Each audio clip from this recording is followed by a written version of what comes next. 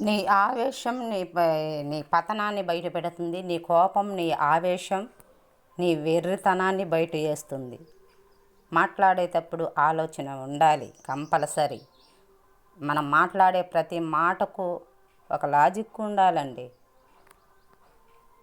అది సత్యం ఉందా, అసత్యంతో మాట్లాడుతున్నామా, మనసును చంపుకొని మాట్లాడుతున్నామా, బ్రతికి ఉన్న వారిలా మాట్లాడుతున్నామా అనే వివేచన కంపల్సరీ ఉండాలి. ఎందుకంటే ఒక దినం అంటూ వస్తుంది. ఆ దినములో నిలబడ్డాము అనంటే ఎవరి హృదయం వాళ్ళ మీద సాక్ష్యం పలుకుతుందంట.